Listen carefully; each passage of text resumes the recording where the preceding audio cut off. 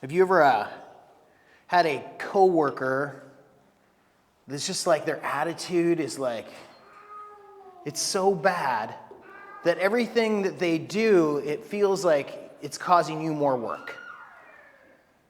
Just a couple of you are like, yeah, for sure I have. It's not even to say that they don't work. It's that when they work, the attitude is so like, I hate to use this term, but I'm going to use it, toxic, that it actually does something to the environment. How about kids? You ever go play a game with friends, but there's one friend that keeps arguing about everything? And then is it actually fun to go play? No, the game is like ruined, right? And half the time you don't even end up playing because they keep arguing. See, it's just as important our motivation for something as actually doing it, right? Like why we're doing it is as important as if we're doing it. If your attitude to go play a game is like, I'm going to go have fun, right, and not be right, then everyone has a good time. But if your attitude is, I just want to be right and I want things to go my way, it kind of ruins it for everybody, right? The motivation is important. And this is true when it comes to church and church membership. We've been talking about this idea of church membership. And last week we actually talked about, is it even in the Bible? And all of a sudden, my iPad is telling me, everybody's texting me. Okay, hold on here, guys, 1 second. So we talked about, is this idea of church membership, is it legitimately in the Bible? And I gave a case that yes, I think it is, but the problem is that we have an idea in the West of what that means, what membership means, and it actually is rooted really around the turn of the century after World War II, or not World War II, the Civil War, and running into the 20s and 30s. And so I believe I gave a case for that we see it in the Bible pretty prevalently. Not only is it, we talk about Radiant Church as being a family of servant missionaries, but we actually saw that the church is a family, but it's not just a family. It's also compared to a citizenship. And also, it's also like a member of the body, like actual physical hands and feet. And so that all parts are important.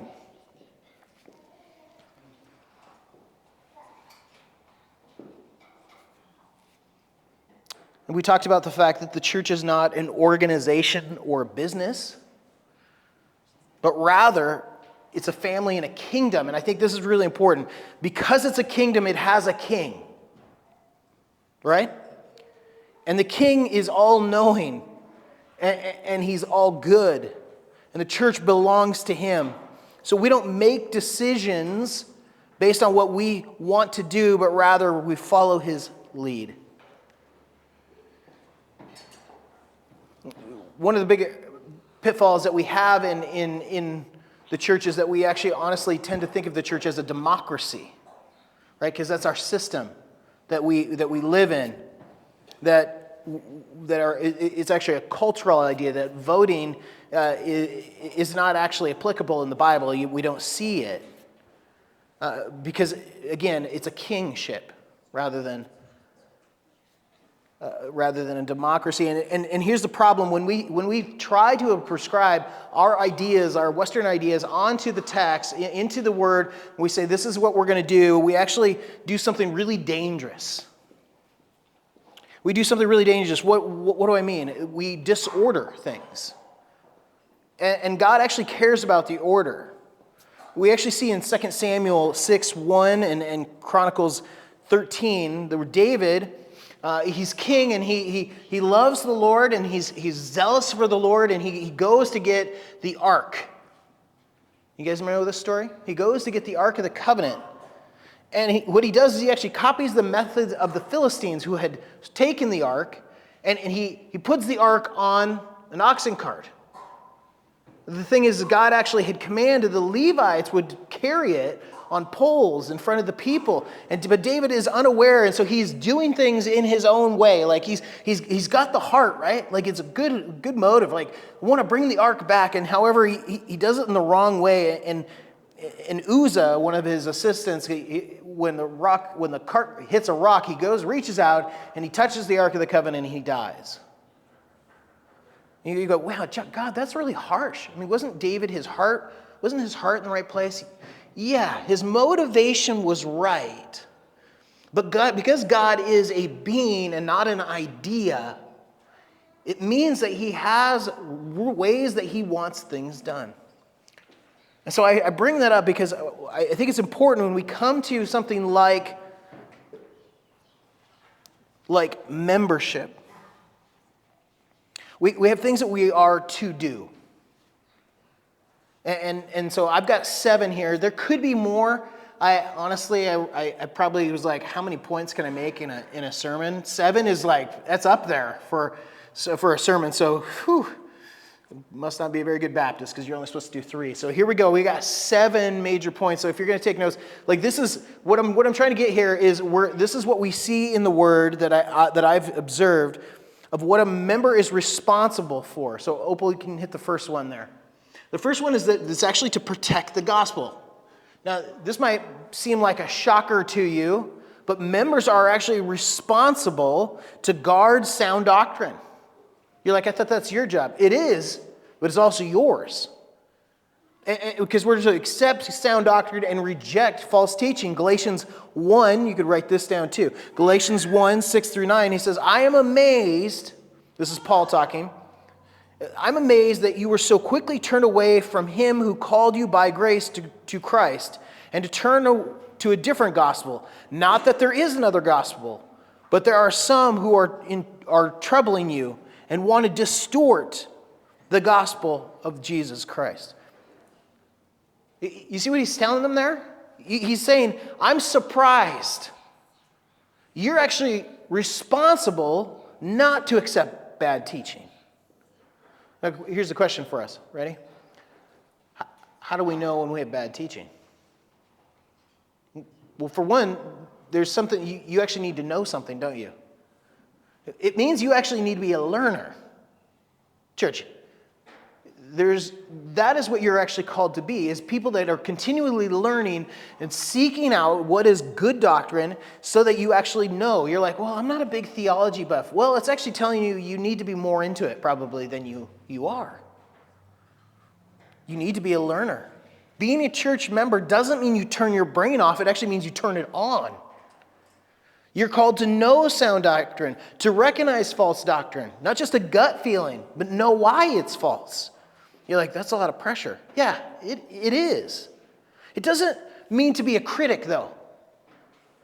You know what I mean? Like, you ever meet those guys that are like, well, I really love theology, and so everything that somebody says, I'm just going to pounce on. That's not what it's saying.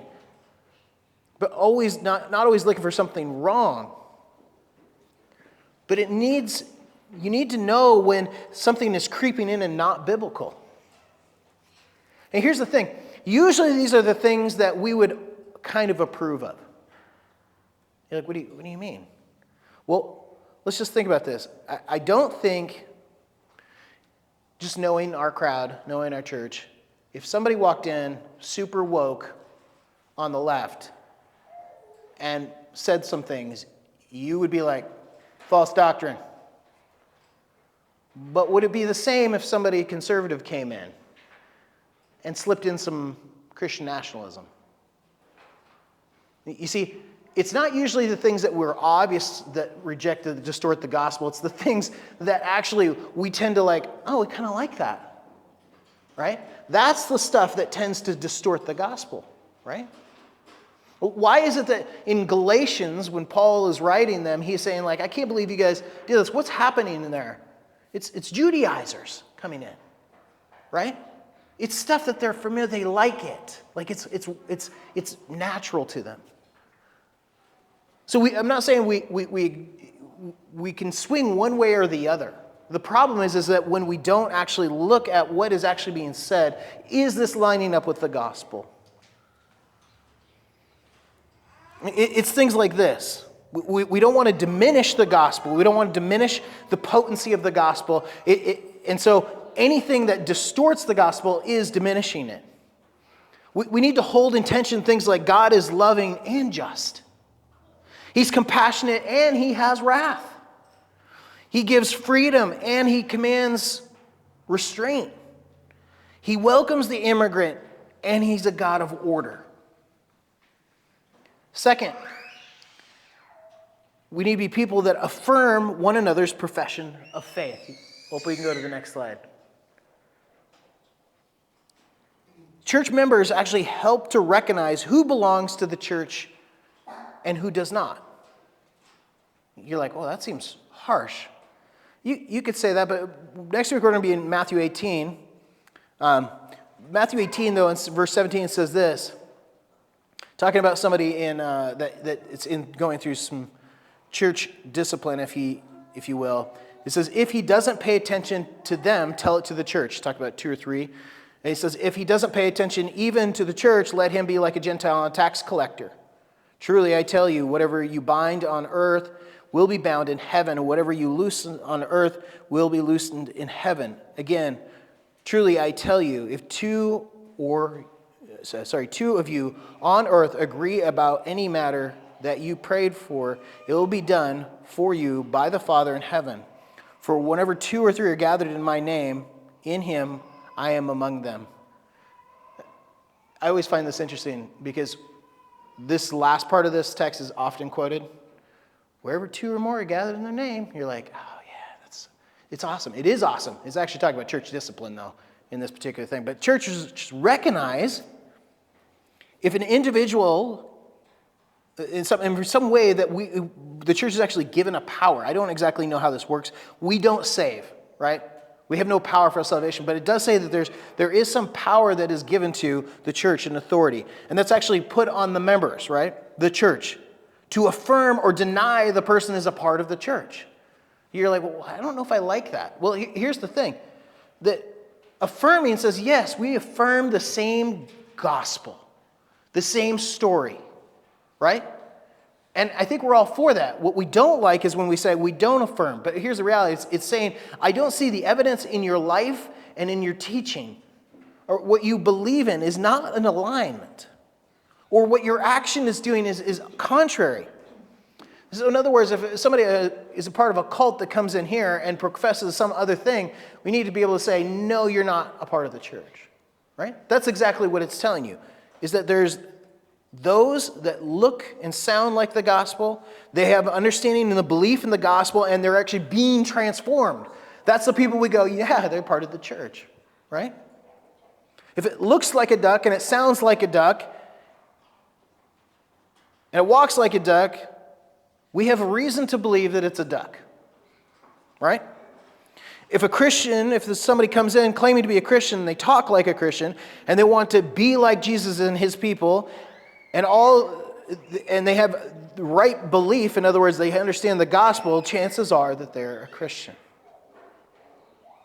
So church members affirm one another in the profession of faith. So that's actually what we're going to be doing later as we get this process. We're actually going to be affirming one another as members. Number 3, go ahead, Opal. Church members are called to commit to the local church. See, membership is actually a covenant commitment. It's not a consumer relationship. Members are expected to regularly gather, serve, and participate in church life. Commit. This means it's actually you're here for the long haul. Like I know you're like, well, I'm not here for the long haul because I'm moving. While you're present here, right? This means if somebody bothers you, you're not just going to say, I'm going to leave. See, here's the problem. We live in a consumer world, and we actually believe we buy and sell things all the time, like a car or a house, and we trade things. And I'm not saying there isn't times to leave churches. There 100% is. I'm not going to cover it today because that's a whole nother topic. But I can tell you that most times when I hear people tell me the reasons for whatever church they're leaving, other than moving or something like that, a lot of times they're not very good reasons. They're not biblical reasons. Because here's the problem. The church is actually a people. And it's the lack of commitment is a lack of love for those people. Here's the closest thing I can come to, because if you remember, the church is called the bride of Christ. It's actually a reason. And it's in many ways, like, have you ever met the guy that's like, I love you so much. He meets a girl, he loves her, I love you so much, but I'm not going to commit to you. Or I'll tell you, I commit, but as soon as you do something I don't like, I'm building a case of why I'm going to leave. Love is actually a commitment. It says, I love you. And then in other words, I'm going to work together to work out those differences we have. I'm going to commit to you.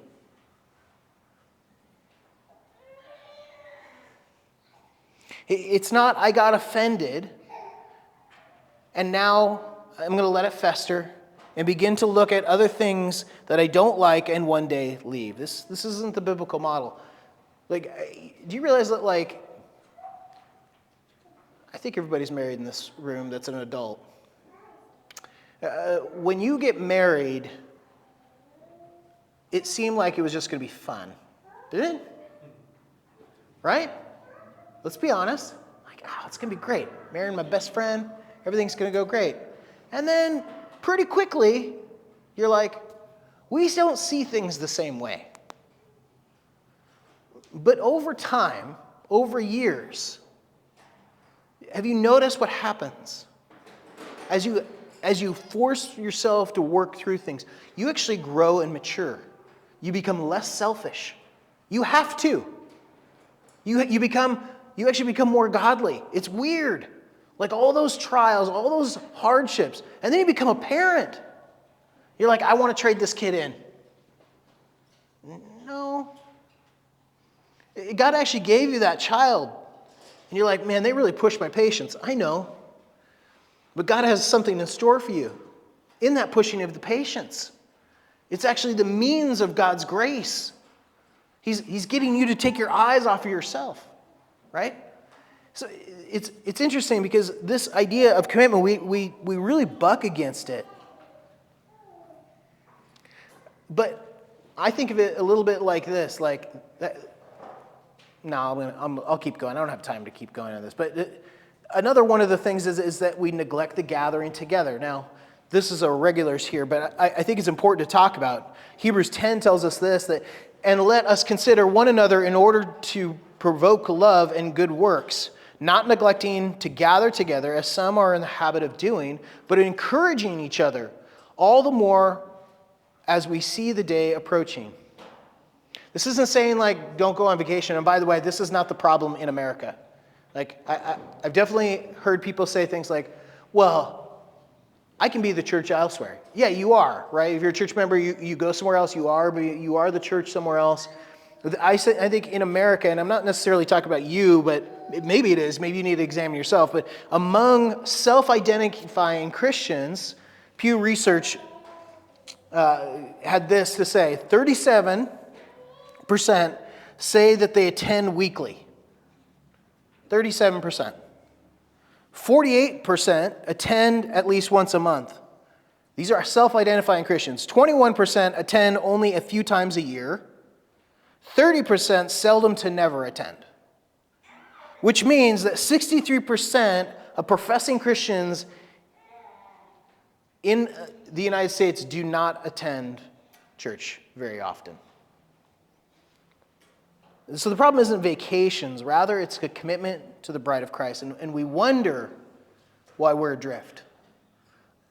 I almost played a song that you wouldn't have picked up on, but it talks about, like, I got a new iPhone, but the Bible is dusty, and I wonder what all my problems are. And this is why I have so many problems, right? Because we're so distracted and we haven't committed. Number 4, build up believers. Building up believers. Members are called to encourage, we just read it in the last text, disciple, pray for, and care for one another's. Ephesians 4, 15 and 16. But speak truth in love. Let us grow in every way into him who is the head, Christ. For him, the whole body is fit and knitted together by every supporting ligament, promoting growth of the body for building itself up in love and properly working for each individual part. We're called to actually love, pray, and encourage. Bear one another's burdens.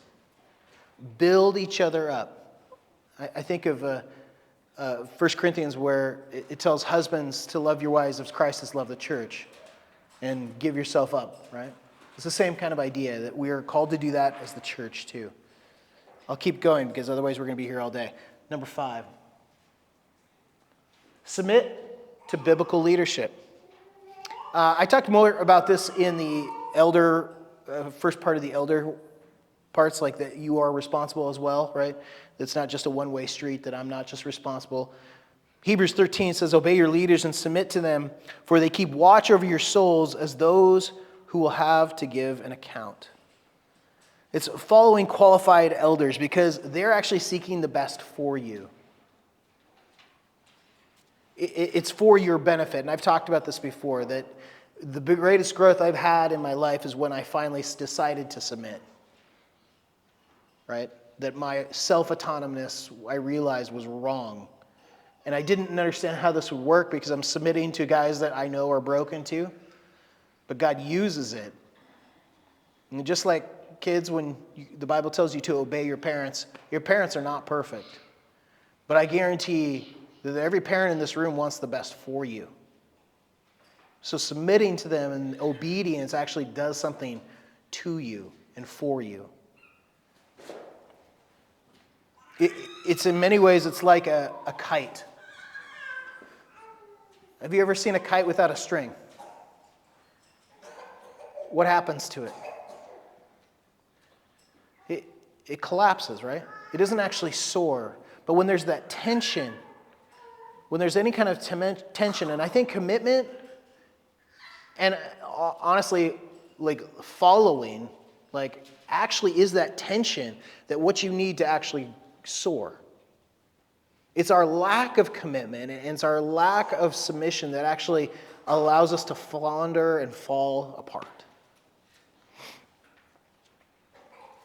Number 6, represent Christ / be on mission. Because here's the reality. These are the same thing. Being on mission. In other words, like being on your purpose of your life, the thrust of your life, to be on mission for his mission, right? Go and make disciples. It's pretty clear. Go make disciples, baptizing in the name of the Father, the Son, and the Holy Spirit. He's saying replicate these people. We actually represent who Christ is. 2 Corinthians 5:20 says, therefore, we are ambassadors of Christ, since God is making his appeal through us. We plead on Christ's behalf, be reconciled to God. The local church is meant to display God's glory to the world, partly in how we represent ourselves together, how we actually treat one another, how we actually function. Members together show the gospel does transforming of lives as we live together. People that you would normally not associate with, now you're associating with, right? They're not your tribe. They're not your demographic. Together you actually represent. Yes, we live it out, but we also have to declare it too. We're not a holy huddle. Do you know what I mean? Like, come on, over here. No, we're a part of a kingdom that's expanding. So if we're turned in on ourselves, we're going the wrong direction. We're actually to be turned out because the kingdom of God is expanding and the gates of hell cannot prevail. Like, we won. Like, yeah, you might get mocked. That's okay. Why does that matter? The king knows you by name. Think about that. He knows you by name. The Bible says that he knows every hair on your head. He'll never leave you nor forsake you. Let's go. Let's get on his mission, right? That's what we're called to do. It's not only that, but it's not less than that. And number 7, pursue growth. 1 Peter 2 says, like newborn infants longing for pure spiritual milk, that by it you may grow up into your salvation. Or 2 Peter 3:18, but grow in grace and the knowledge of the Lord Jesus Christ. Growth. Growth takes work. There's 2 different ways you can grow. You can step into something like a commitment, like getting married, having children, and you're going to either grow or you're going to collapse, right? But there's other ways too that you can condition yourself, be ready for those seasons when it's hard. This is why we're called to disciple one another, right? Hudson Taylor, just a great example of like a guy that like, he knows he's planning on going to China, but while he's in England, he decides, you know what, I need to like, most missionaries think like, well, I'm going to eat this yummy thing now because I probably won't get it when I'm there. He did the opposite. He was like, I need to start living like I have nothing. And so he would go give away his money. Intentionally, I now don't have any food. And oh, by the way, I gave away my bed, and so I'm going to lay on the floor and sleep. Like he conditioned himself. You're like, man, that seems like harsh. He was getting himself ready for something else. And we can actually do the same thing when we actually do things like discipleship, like the war room, for example, where we're gearing up, we're learning and we're growing, we're getting pushed, we're having people push on us because we're growing. So that when the trials do come, we will consider them joy. I know that's a hard concept, but it's possible to rejoice in the midst of suffering, to actually have joy.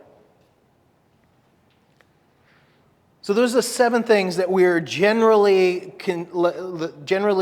called to do as a member of a church. I believe we are. If you are a believer, you are called to be a member. Like there's no separation in the Bible. Members were people that were active in the church. There's no. You're going to have to argue with me any time where they're not connected to the local body. The Bible knows nothing of that. But even if we did all of those things, all 7 of those things, we could fail because of our motivation, because of our posture. So if your Bibles are open them to John 13. Verse 34 and 35.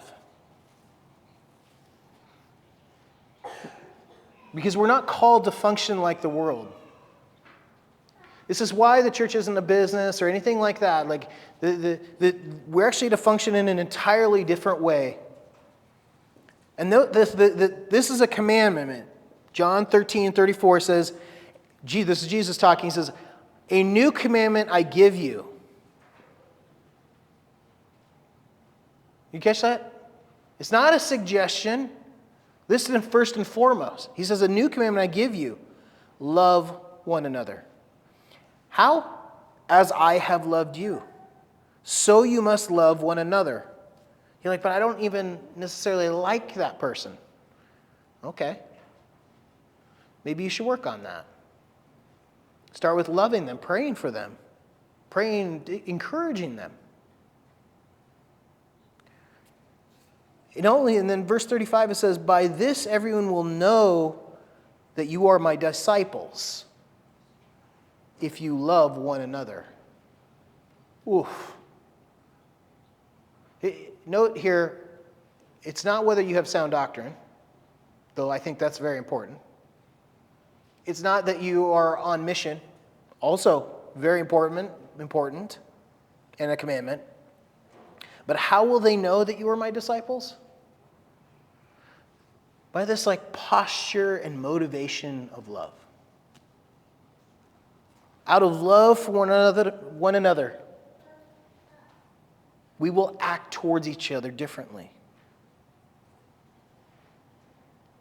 It's out of love of God and humble submission to His plan and structure. 1 Corinthians 13, he says, If I speak human or angelic tongues, but do not have love, I am a noisy gong and a clanging cymbal. Wow. Imagine. Angelic tongues. And he's like, but if I don't have love, what is that? He says, if I have the gifts of prophecy and understand all the mysteries and all the knowledge, and if I have all faith so that I can move mountains, whoa, but I have not love, I have nothing. And if I give away all my possessions, and if I give over my body in order to boast, but do not have love, I gain nothing. Love is patient. Love is kind. By the way, this isn't just a wedding verse, right? Love does not envy, does not boast, is not arrogant, is not rude. It is not self-seeking. He's defining for us what love is. It is not irritable. It does not keep records of wrong. Love finds no joy in unrighteousness, but rejoices in truth. It bears all things, believes all things, it hopes all things, and endures all things. That's love. You can do amazing things, but if you do not have the motivation and the thrust, if you will, I don't really have the right word, posture maybe. If it's not love, there's of no game. We can love because while we were still sinners, Christ died for us. Love because He first loved us. Love because He sent a helper to help us in our weakness. Love because He gave us the church to help us grow. Love because we are thankful, truly thankful for the gifts that He has given. Love because Jesus will return. Love because He will never leave us nor forsake us, and He will never let us go. But this, everyone will know that you are my disciples if you love one another. It's by love that we're recognized as His disciples. And we get it from His love first. Is this what people would say about you? They say, well, I know that he's a disciple or she's a disciple of Christ because of their love. Or is it because you have to be right? Or is it because whatever? But because of your love. Here's the thing, though, that you can still have those things, sound doctrine, you should have them. But you lovingly hold up sound doctrine. You lovingly encourage, you lovingly submit to leadership, you lovingly are on mission. Does Radiant Church, do people know that we are disciples for our love for one another? Are you ready to be a meaningful member? Compelled by love? Are you compelled to be on mission for the lost and bring them into a loving community?